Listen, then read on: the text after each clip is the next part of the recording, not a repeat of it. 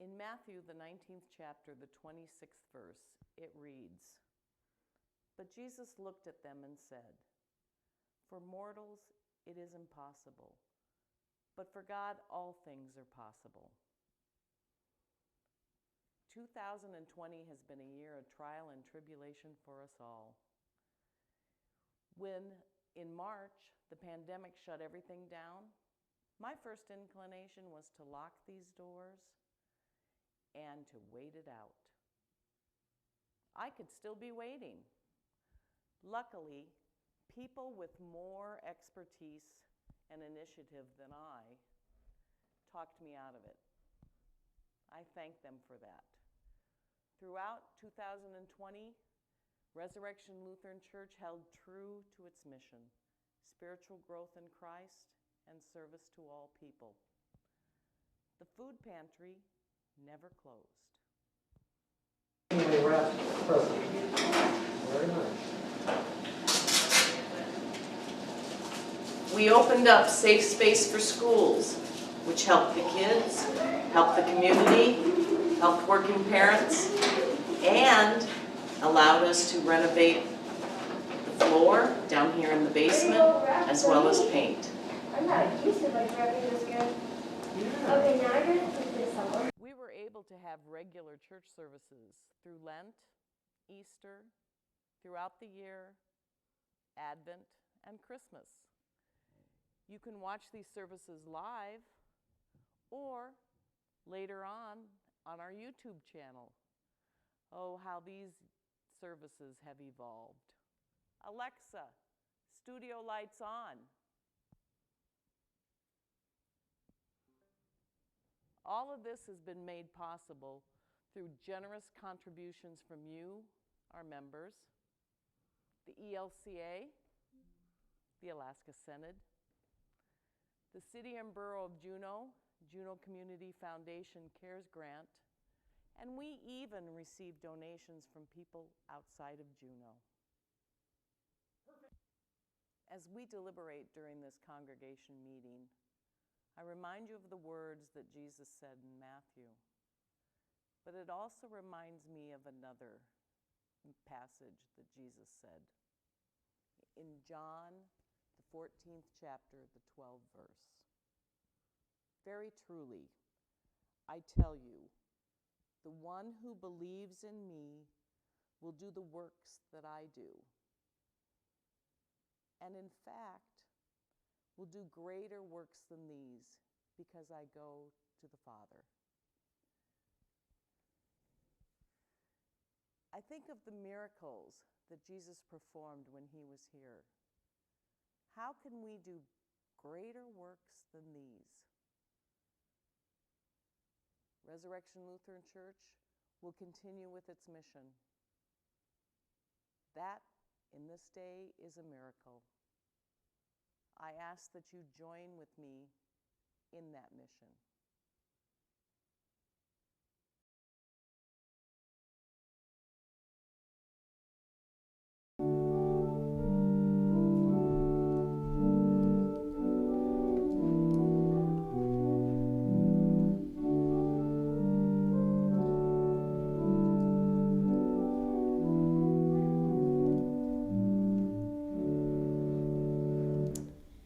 This is a new tune in the new hymnal that just came out a couple months ago.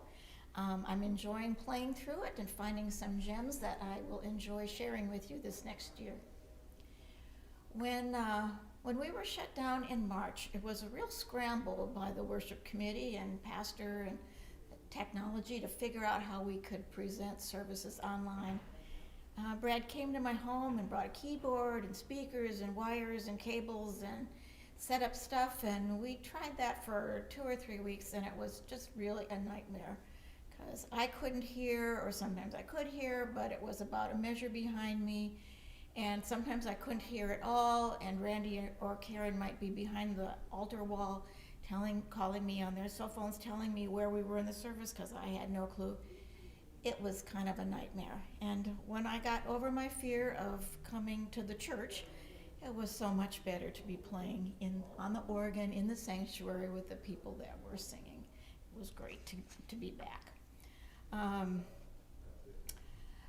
the technology continued to evolve. We got more speakers, more cameras, more technicians, and it's been a learning and growing experience. And we have a really capable tech crew now of David Braybaugh, Jared Campbell, Bruce Everson, Adam Garner, and of course Brad, the leader of this cohort, and we really appreciate all their hard work. We had to stop choirs around the world, which was decimating for all the musicians. And because singing is more risky than just regular talking, or so the singing that we've done has been by Karen or mostly Amanda, distance further than other people so they can sing without spreading disease. But handbells are a little different story. Normally when we do handbells, you're standing together, you're sharing music, you're sharing some bells. And when we couldn't do that anymore, composers and publishers really stepped up their game and provided lists of music that did not share bells and wrote music that was appropriate for smaller groups of 8 bells or 16 bells. So we had some music that we already had, and I bought a few more pieces. So we started with a small group in September, playing with a quartet or quintet, and so we've been able to play some in church, and that's been a really nice thing, to be making music again.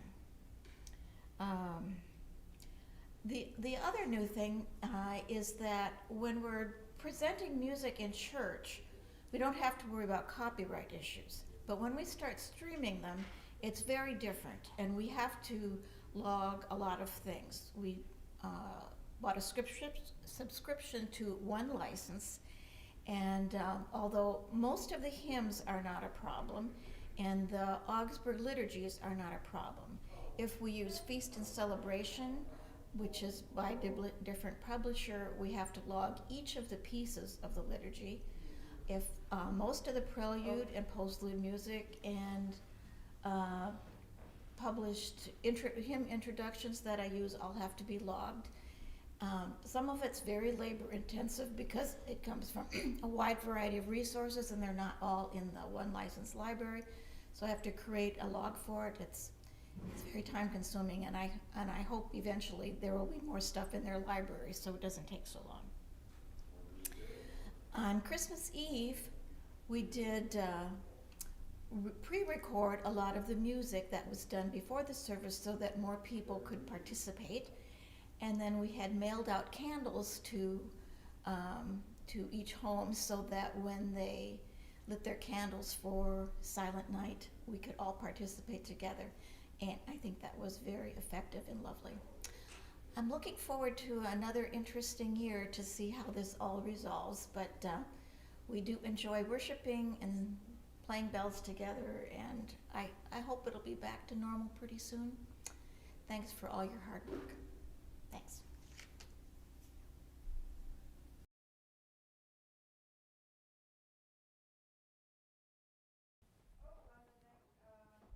One of the first steps each week before we're able to share the food that we share on Mondays through our Resurrection Lutheran Church food pantry is picking up the food from the Southeast Alaska Food Bank.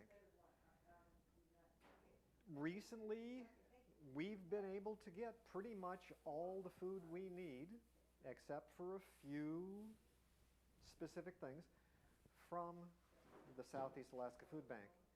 We usually make 2 trips to the food bank each week, one on Friday for the non-perishables, and one on Monday for the perishables and the chilled foods. And I would like some coffee black. No sugar, no cream. And can I have this down too?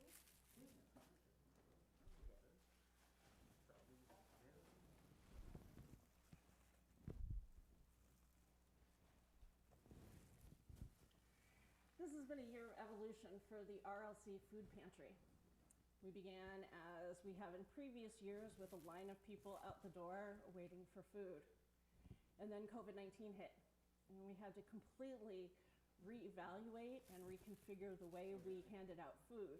so that we could continue to make sure that our neighbors were fed while maintaining appropriate social distancing, going through a lot of masks and a lot of hand sanitizer.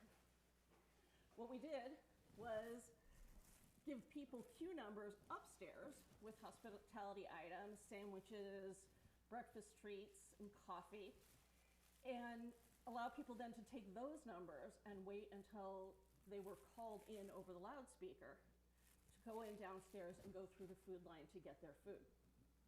Once Safe Space for Schooling started, that got a little more complicated because they were upstairs and were only able to operate for a half day, so that the space could then be really quickly switched over to allow for us to continue to give people these numbers to keep them separated. Now that, and then the floor was being refinished and the whole operation had to be moved upstairs. We had to get really creative about how to keep people separated while allowing them to make their choices. And we ended up with the setup you see here. Now that Safe Space for Schooling is downstairs, we're able to let these tables stay mostly set up, and Safe Space for Schooling can operate for a full day on Monday. People come in, they also have an opportunity to get some clothes and can exit through the alley.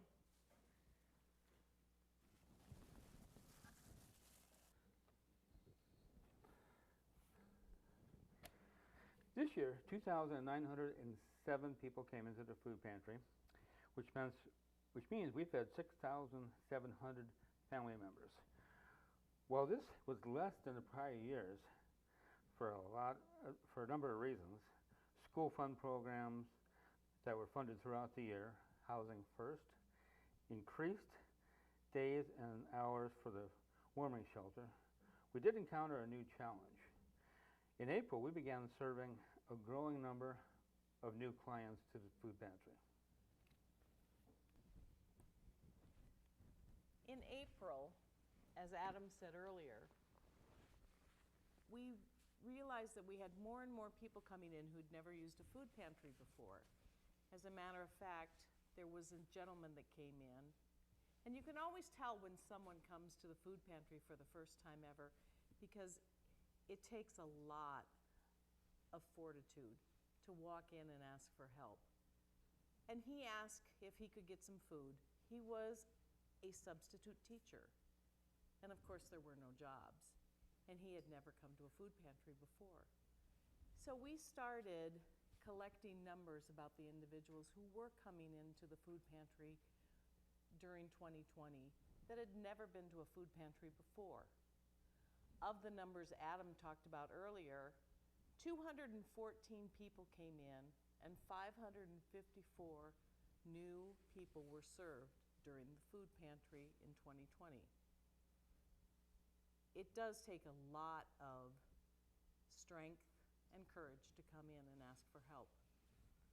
What we also did was, because St. Vincent de Paul was not receiving donations and they were not open, we were able to get clothing items from St. Vincent de Paul and have them available. First, they were downstairs in the Boy Scout room, and as we change and as we put in the flooring in the Boy Scout room and the food pantry has moved upstairs, we move them up here so that people can still have access to warm clothes and shoes, as well as hats and gloves.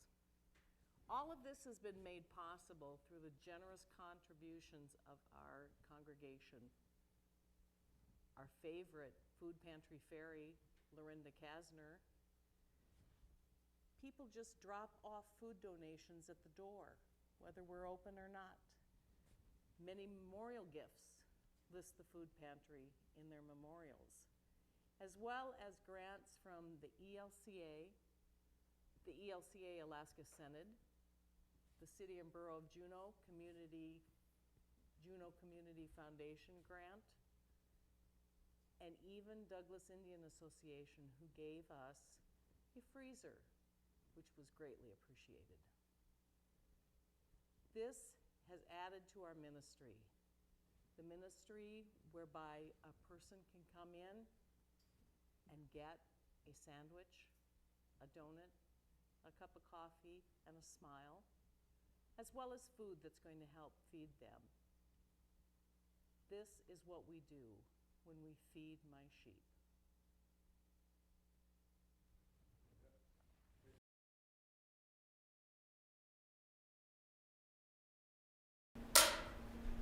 Welcome to the Juneau Live Annual Report. Back in March of last year when COVID hit and the governor shut down worship services, Karen and I, since we were in the same family, were able to come into the sanctuary and do a live stream. Matter of fact, we were the only church in Juneau that were capable of doing that because we were related, and so we didn't violate the COVID restrictions. We also snuck a couple other church members into outside the sanctuary with long microphone cables, but we did start streaming on that day. We're going to share our message through social media and the internet. Great. RCL Live produces in a 3-camera format, familiar to most which is used in a TV sitcom, news programs, such as that. RLC Live was funded at a cost of just slightly over $26,000. Funding for this was through the Alaska Senate ELCA COVID grants, the City and Borough of Juneau Community Foundation CARES grant, special donations from congregational members, and we even received donations from people outside of Juneau who enjoyed our program. RLC Live Studio broadcasts in high-definition studio cameras. $4 cameras like the one you see here, 6 fixed cameras, 10 booth-controlled LD full-spectrum studio lights, 26 studio and 4 shotgun microphones, and a 48-channel digital encoded audio system. We're the only community access program in town. The RLC Live Studio was designed, assembled, and configured with over 1,000 hours of volunteer time. The 8-person tech crew puts in at least 80 hours of time each week. The professional staff has over 60 years of television industry experience.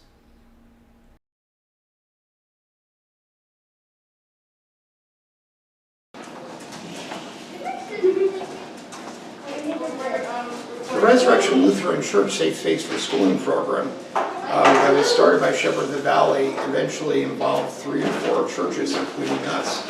The program that started out providing a space for the children to come and do their Zoom classes and get a breakfast and lunch expanded for us into an instructional aid program. We ended up with 2 teachers and also a very experienced parent for the program, as well as some other staff. We had a very close association with Harborview Elementary, although we had students from all over Juneau into the program. We ended up starting the program upstairs in the fellowship area because we needed to do renovations downstairs that were also paid for by an additional grant from the Juneau Community Foundation and the City and Borough of Juneau and the Alaska Community Foundation. The program included additional things such as arts and crafts, and we also did several student productions in the sanctuary in the RLC Live Studio. The program renovations downstairs were finished by the end of the year in the fellowship hall, and the program renovations in the youth room will be finished shortly.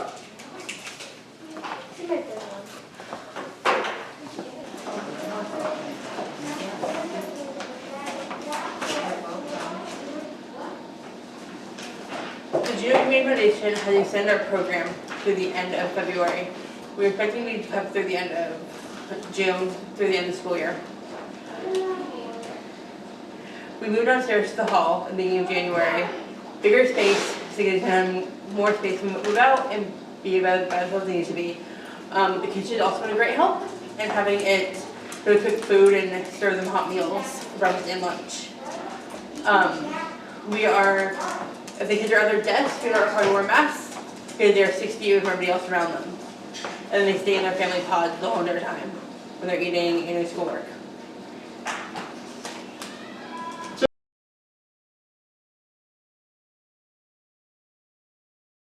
Let me tell you about what we're working on here at the church.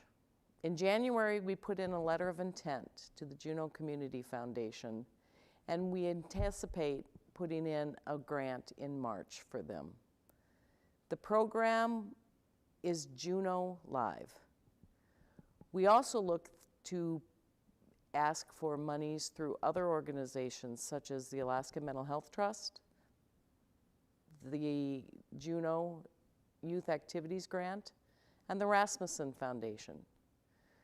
Juneau Live is a program that will utilize all of the wonderful equipment that we've been granted in the sanctuary here, but it's a lot more. We envision 3 different components to the program.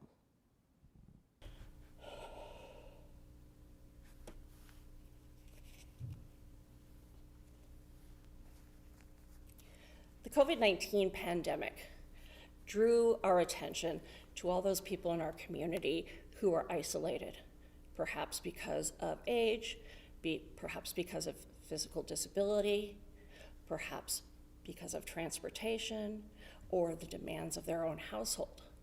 They're already separated from the community. Then social distancing increased isolation, and we know that people need connections to thrive. The first component of Juneau Live is to get those people connected.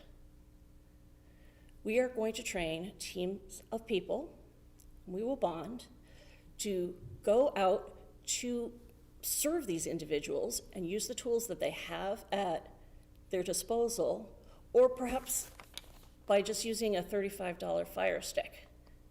Make sure that it's easy for people at home to dial into Juneau Live. We want them to be able to participate in meetings.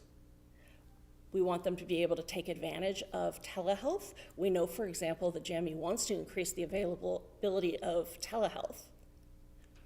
In order for that to be beneficial, people need to be able to use it. There are people who have insights to contribute, who have abilities to teach, who would like to participate in group events, who would like to watch concerts or other productions, who maybe would just like to get some mental exercise, but they're overwhelmed or frustrated by not being able to connect easily. After we send people out to get them connected, we're going to check in with them once a month. Also make sure that they could contact their team they've already met if they need some additional support. We know that it's healthy for human beings, mentally, spiritually, physically, to be connected with others in the community. Even after the pandemic, there are people who aren't able to get out of whatever their space is. Let's make sure. The second piece of the Juneau Live Outreach Program is production. It's great if we can put into people's hands either a device or help them get their devices hooked up so that they can view the output of the Juneau Live Studio, but we have to give them something to watch or to participate in. So Juneau Live will produce either material for them, or we'll have meetings or things they can participate in. We've already started doing that with the first annual Southeast Alaska Virtual Pinewood Derby that was held in January.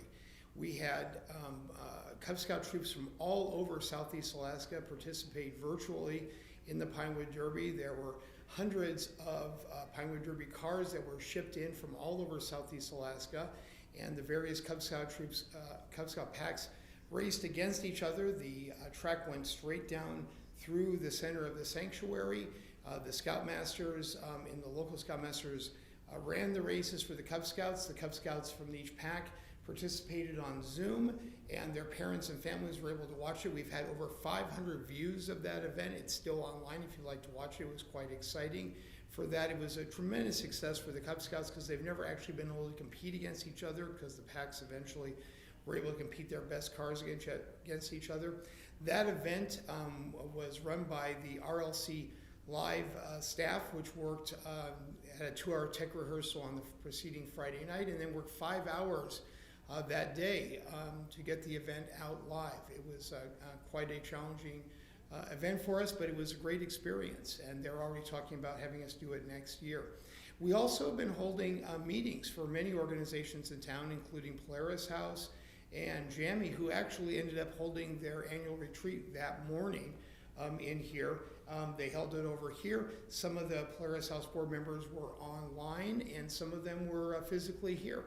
And so that was a great event, and other organizations have had their board meetings and other events in here, just like we hold our book club meetings in here sometimes, which are hybrid events, and other events in here, and which works quite well. We'll set it up in here. We have the cameras stationed around the event, and so people will be on Zoom on the various screens, and the other people will be in here socially distanced, and we have various cameras, and we can switch between the cameras, and we've got all the sound equipment so everyone can hear each other. It took us a long time to do this. If you participate in some early meetings, you can see that we were learning how to use all the technology to do these hybrid meetings.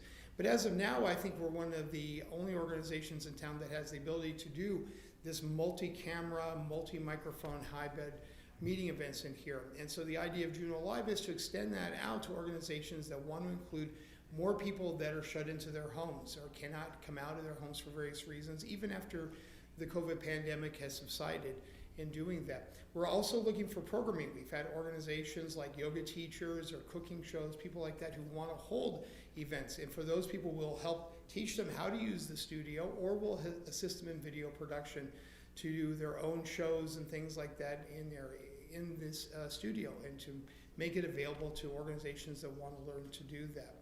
So, The third component of Juneau Live is educational. We have all of this wonderful equipment.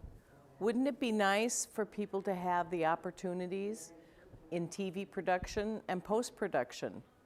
We can offer it to youth, to college students, and even adults.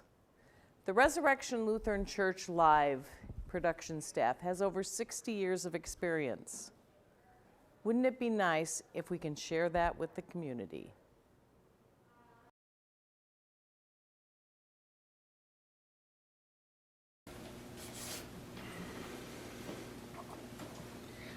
I hereby command you, be strong and courageous. Do not be frightened or dismayed, for the Lord your God is with you wherever you go. That's from Joshua 1. That's part of the words that were spoken to Joshua right before he led the Israelites across the Jordan River. Moses had died, and responsibility was being transferred to Joshua. The Israelites had been wandering for an entire generation, 40 years, in the desert, and were coming now to the promised land. So they were promised that God would be with them. They knew God would be with them, but they didn't know exactly what their lives were going to look like. It was pretty scary, and the command they were given was to be courageous. Well, 2020 started out as a normal year for many of us. And we had plans at the church and had prepared a nice Lenten observance and service. And then, right in the middle of Lent, COVID-19 shut us all down. We were, like everybody else, struggling to figure out what's going on. None of us really had any clarity because it takes time for that information to become available. Most businesses shut down, schools, and in fact most churches shut down. But we worship an incarnate God, a living God.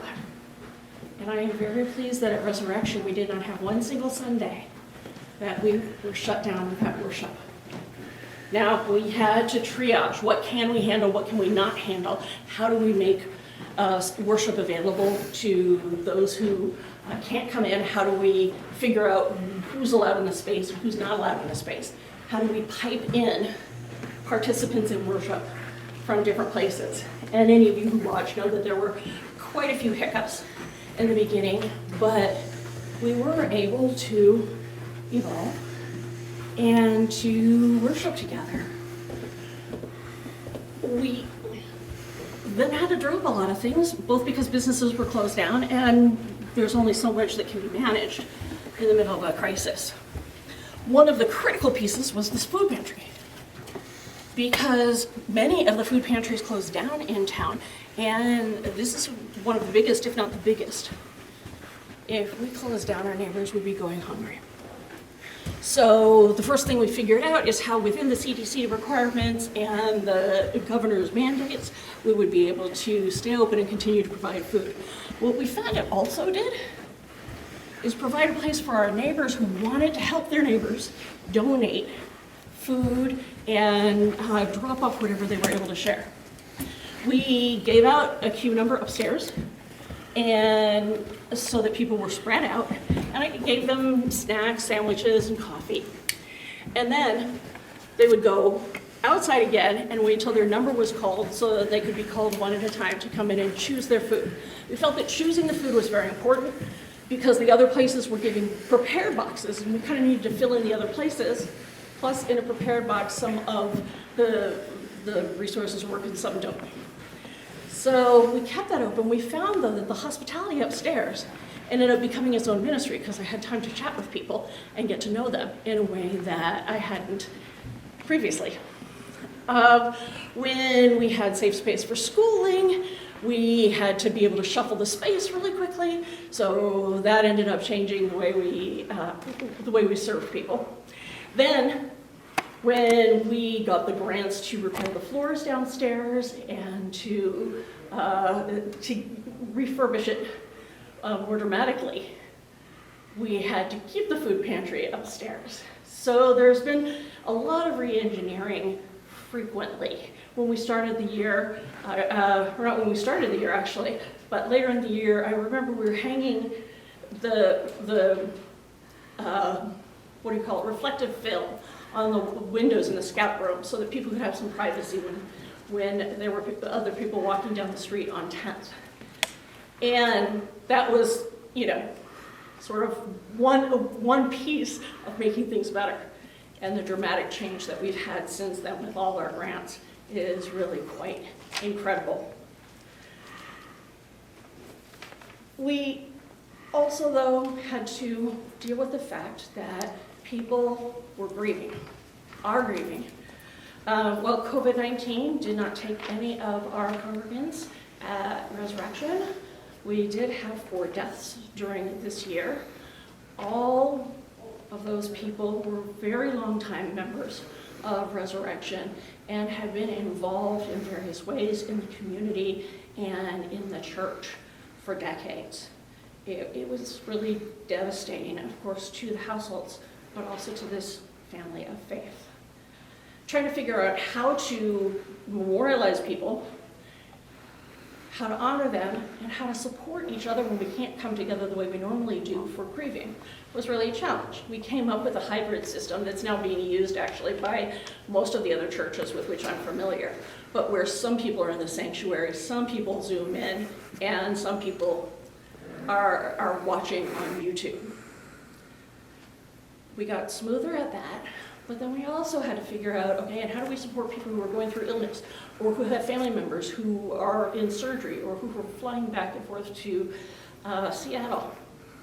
There were a few people that I got permission to visit in the hospital, but in a lot of cases, the support was by phone or video, and people had to learn how to do that. I think we've done a lot this year. Because what happened is through all those steps, we ended up learning how to do a lot of connecting that we thought was a good idea beforehand, but hadn't had the tools and the investment to actually make it happen. Now, if you look at the calendar at Resurrection, there is more going on at Resurrection now than there was at the beginning of the last year. Between meetings that people have here, Safe Space for Schooling, the food pantry, the Scouts are still meeting here. We have other groups who are using the space for special events. We really have become a center for activity as we are a central location. In the coming year, we still, though, have to look at, okay, this is a lot of wonderful things happening. God carried us through 2020, but what is it that God's calling us to do next? Who's God calling us to be? And we've talked a lot about the discernment process that was started and then interrupted and then suspended and then restarted, and now we're at the beginning of the year ready to do it again. Or not again, but in a new way. So I like to, you've heard a lot that people can't go back to normal. You know, there's no going back to normal. But we can go forward to normal. I think we can go forward to extraordinary. I think that God commands us to have courage, to trust that God is carrying us through this time and will carry us into the next era of resurrection. So let's have courage. Major world crises have always created change around the world. All the major transitions in different cultures have involved some crisis causing them. We'll see what the major changes are that come out of this. But I think that, like the Israelites, we need to be confident that the Lord is with us as we go.